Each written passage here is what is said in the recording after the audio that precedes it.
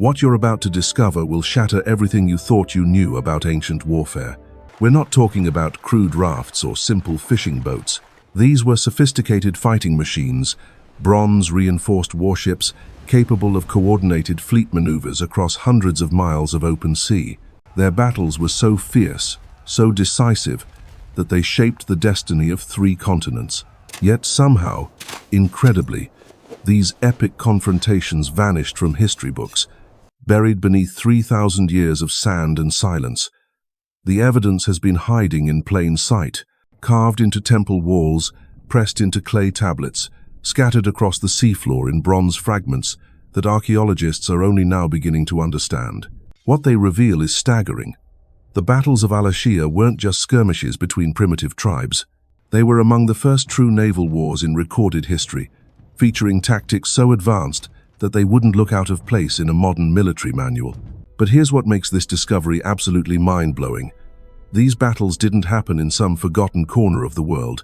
They took place at the crossroads of civilization, where 3 continents meet, where the trade routes that built empires converged. The winners and losers of these ancient sea fights determined which cultures would rise to greatness and which would crumble into dust. The ripple effects of these forgotten conflicts shaped the world we live in today. Before we dive into the blood and bronze of these legendary battles, you need to understand what Alashiya actually was. Because this wasn't just another Bronze Age kingdom, this was a maritime superpower that modern historians are only beginning to appreciate. Picture the year 1350 before Christ. The Mediterranean isn't the tourist destination it is today. It's a dangerous frontier where sea monsters supposedly lurk in the depths and storms can swallow entire fleets without warning.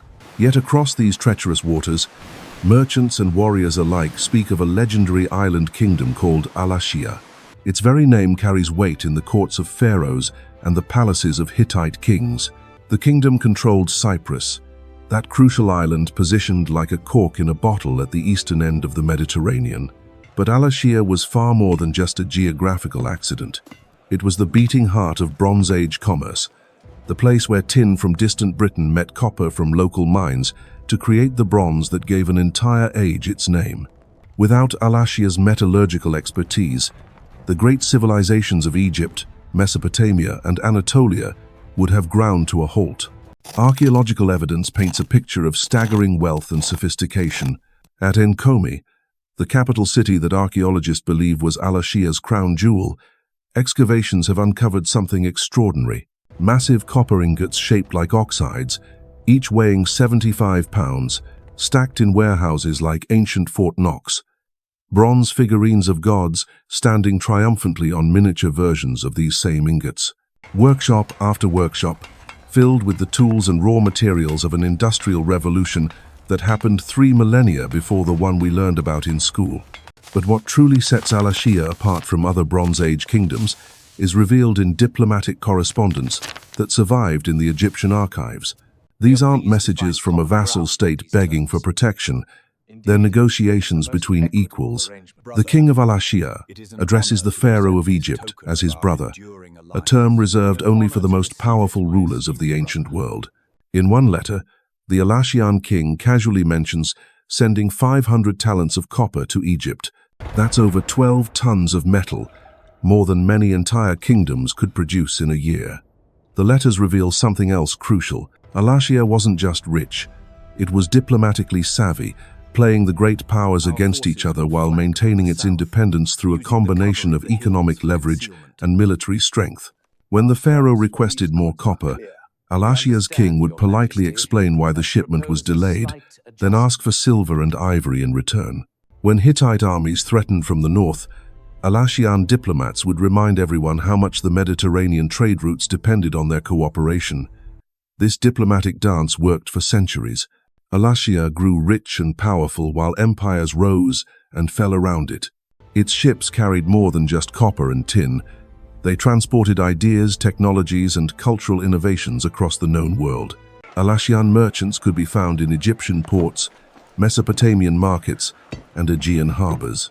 Their influence stretched from the Atlantic coast of Spain to the shores of the Black Sea. Yet behind this facade of peaceful commerce lay something far more sinister. Alashiya's wealth made it a target. Its strategic position made it a prize worth fighting for, and its growing power made it a threat that the established empires couldn't ignore forever. The first signs of trouble came from an unexpected direction. Pirates calling themselves the Luca began raiding Alashiyan shipping lanes. At first, these attacks seemed like simple banditry, the kind of maritime crime that plagued ancient sea routes. But intelligence reaching the royal court at Enkomi suggested something far more organized. The raiders weren't just stealing cargo, they were systematically targeting Alashiyan vessels, studying their construction, learning their routes, mapping their defenses. Behind these pirate attacks lay a darker conspiracy. The Hittite Empire, master of Anatolia and rival to Egypt for dominance of the Near East, had been watching Alashiya's rise with growing alarm. The island kingdom's independence was becoming inconvenient. Its wealth was funding rival factions in Hittite politics. Its trade networks were bypassing Hittite-controlled ports, costing the empire millions in customs revenue. More importantly, Alashiya's naval power was beginning to challenge Hittite supremacy in the eastern Mediterranean.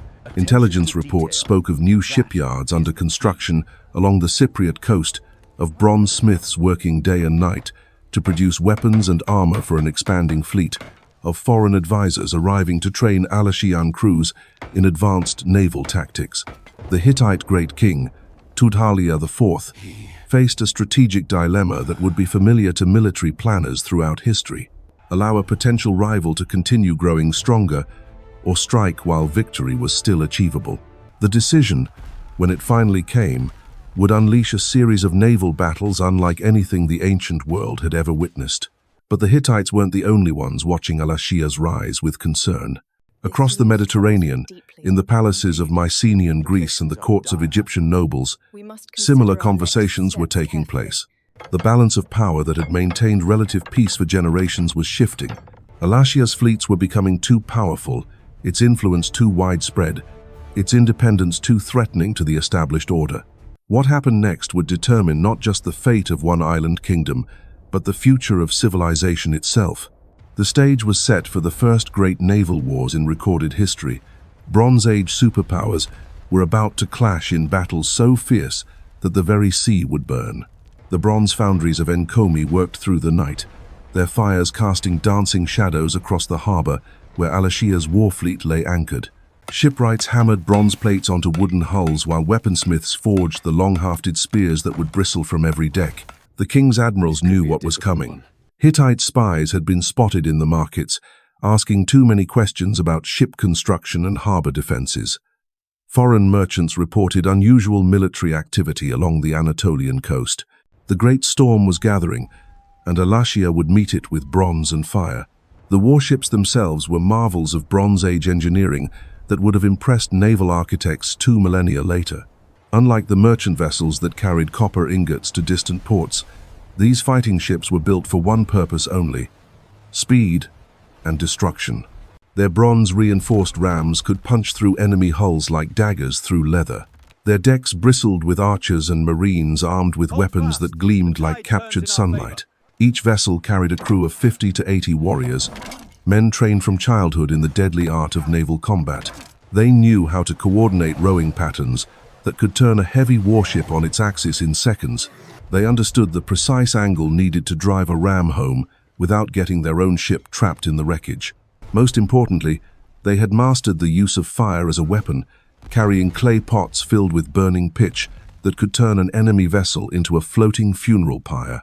The Alashiyan fleet operated with a sophistication that wouldn't be seen again until the classical age of Greece and Rome. Scout ships ranged far ahead of the main battle line, using smoke signals and bronze mirrors to flash messages across vast distances. Supply vessels shadowed the war fleet, carrying fresh water, food, and replacement weapons.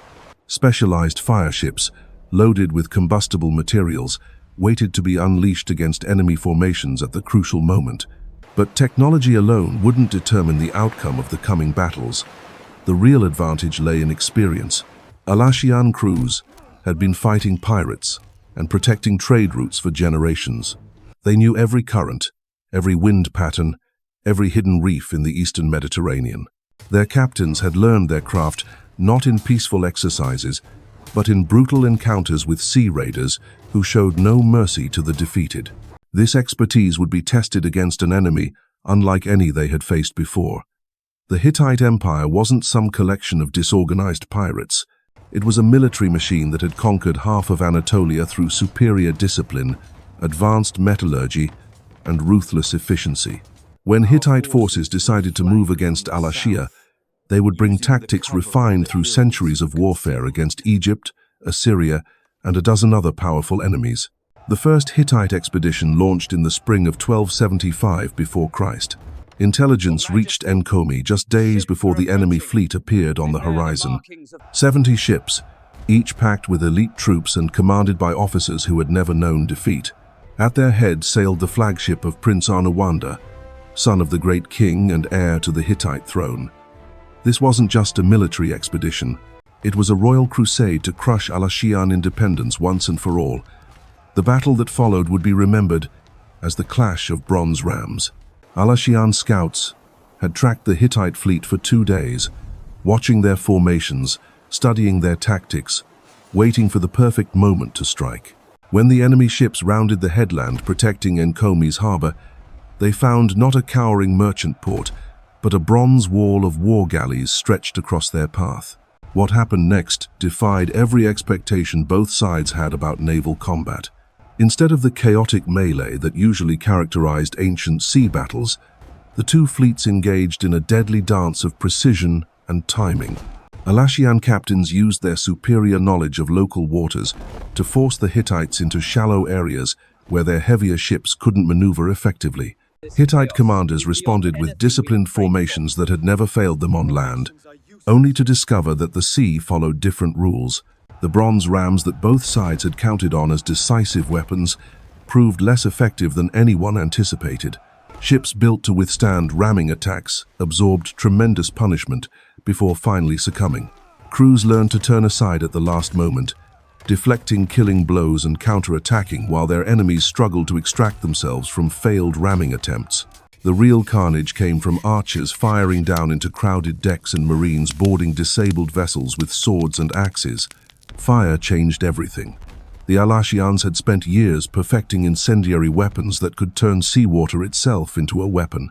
Clay vessels filled with pitch and sulfur exploded against enemy hulls, spreading flames that no amount of seawater could extinguish. Hittite warriors, trapped aboard burning ships with no way to retreat, faced a choice between drowning and burning. Many chose the sea. By sunset, the waters around Enkomi were littered with debris from both fleets.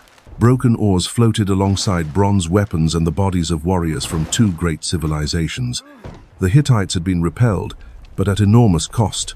Alashiyan losses were so severe that the kingdom's naval strength was crippled for years to come. Prince Arnuwanda himself had barely escaped with his life.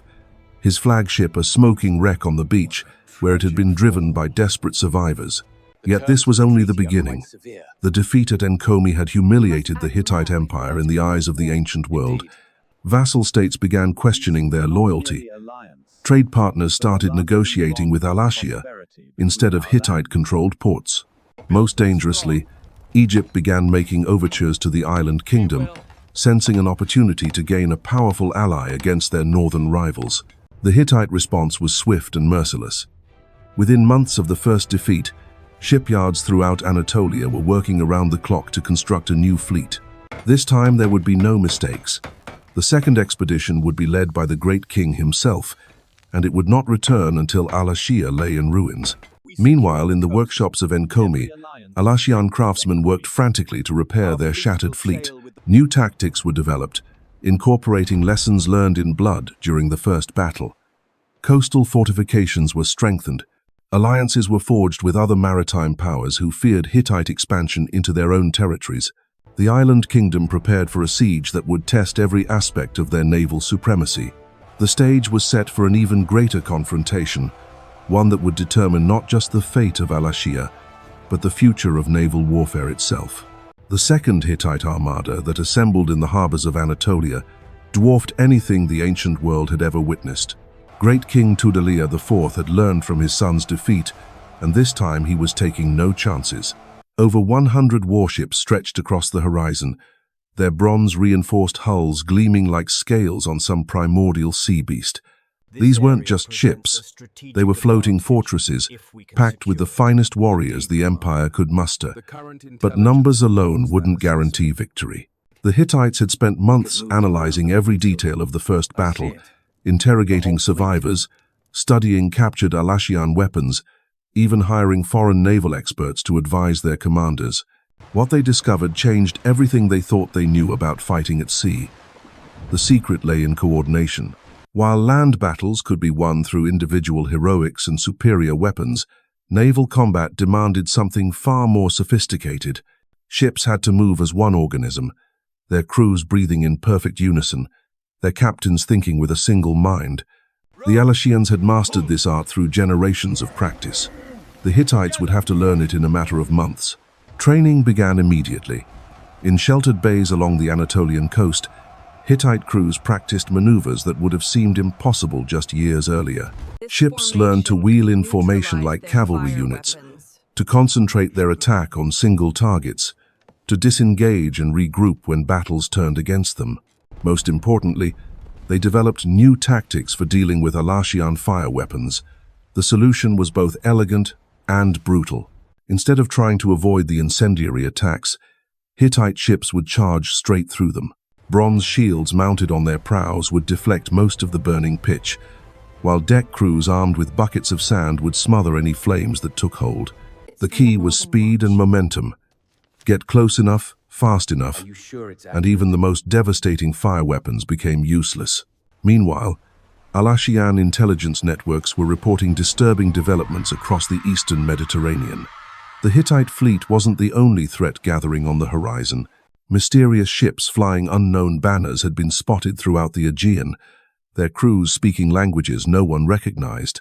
Refugees from distant shores brought tales of cities burned, of entire populations fleeing before some unstoppable maritime force. These weren't random pirate raids. The reports described organized fleets moving with military precision, coordinating their attacks across hundreds of miles of coastline. Whoever these sea raiders were, they possessed naval capabilities that rivaled even Alashiya's legendary fleets. More ominously, intelligence suggested they were moving steadily eastward, toward the very heart of Mediterranean civilization. The implications were staggering. If these mysterious invaders reached Cypriot waters while the Hittite fleet was still engaged with Alashiyan forces, both sides could find themselves caught in a three-way battle that would determine the fate of the entire region. The ancient balance of power was collapsing, and new players were entering the game with rules no one understood. King Tudaliya faced a strategic nightmare that would challenge even modern military planners. Launch his fleet immediately and risk facing the Alashiyans while still unprepared, or delay the attack and potentially face both enemies simultaneously. The decision would shape the destiny of his empire and determine whether Hittite power would expand across the Mediterranean or crumble beneath the waves. The choice came down to intelligence reports from his most trusted spies.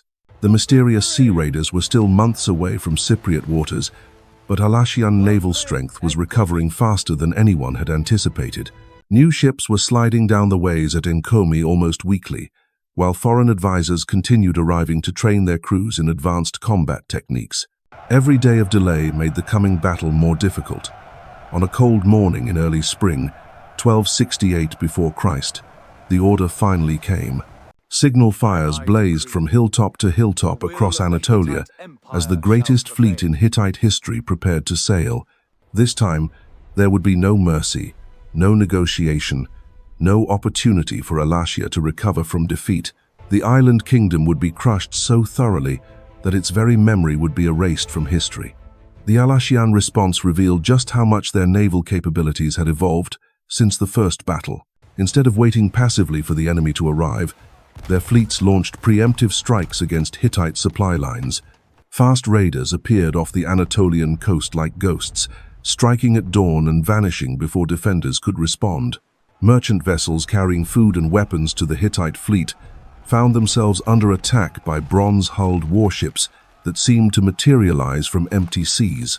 These weren't desperate defensive measures.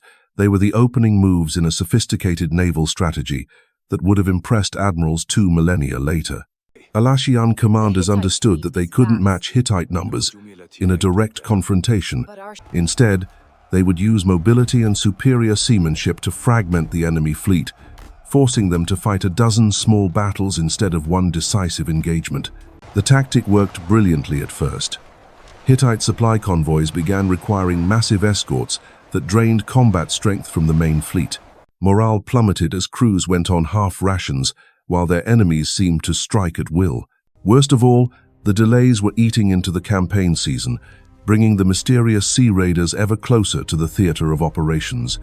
Then came the breakthrough that changed everything. A captured Alashiyan ship revealed modifications that Hittite naval architects had never imagined. Bronze plates weren't just arm the ship's structure, making vessels bothering the hull. They were integrated into stronger and lighter. More importantly, the design included innovations that dramatically improved maneuverability, allowing Alashiyan ships to turn and accelerate faster than anything the Hittites possessed. The implications were clear. Unless something changed dramatically, the second battle would end the same way as the first. Hittite numbers would mean nothing if individual ships couldn't compete with their Alashiyan counterparts. The empire's naval supremacy, built through decades of careful planning and enormous expense, was about to be shattered by superior Bronze Age technology. But great King Tudhaliya had one final card to play.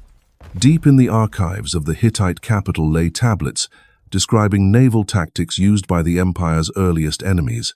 Ancient techniques that had been abandoned as primitive were suddenly relevant again. If Hittite ships couldn't outmaneuver their opponents, they would overwhelm them through sheer coordinated mass. The formation that emerged from these studies was unprecedented in naval warfare. Instead of fighting as individual ships, the entire Hittite fleet would move as a single organism. Vessels would be lashed together with bronze cables, creating floating platforms that could support coordinated attacks by hundreds of warriors simultaneously. Ramming would be abandoned in favor of boarding actions on a scale never before attempted. The risks were enormous. If the formation broke apart under attack, the entire fleet could be destroyed in minutes. If Alashiyan fire weapons found their mark, the flames could spread through the entire connected mass faster than crews could respond. But if the tactic worked, it would negate every advantage Alashiyan ships possessed through superior individual performance. As summer approached and the decisive battle drew near, both sides prepared for a confrontation that would reshape the ancient world. In the workshops of Enkomi, bronzesmiths worked through the night forging weapons for a final desperate defense.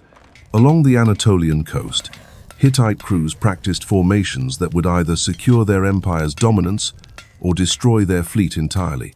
Neither side knew that far to the west, across the wine-dark waters of the Aegean, other fleets were already moving.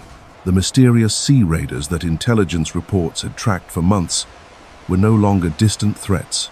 They were closing rapidly on the eastern Mediterranean, bringing with them technologies and tactics that would make both Hittite and Alashiyan naval innovations seem primitive by comparison. The convergence of these three forces would create the perfect storm that historians now call the Bronze Age collapse. But for the warriors preparing for battle in Cypriot waters, the future remained unwritten. All they knew was that the greatest naval war in history was about to begin, and only one civilization would survive to tell the tale. The morning of the second great battle dawned clear and windless. The sea stretched like polished bronze beneath a cloudless sky. Alashiyan lookouts posted on the heights above Enkomi were the first to spot them, a dark line on the horizon that gradually resolved into the most terrifying sight any ancient mariner could imagine. The entire Hittite fleet, advancing in perfect formation, their bronze-tipped rams cutting through the water like the teeth of some colossal predator.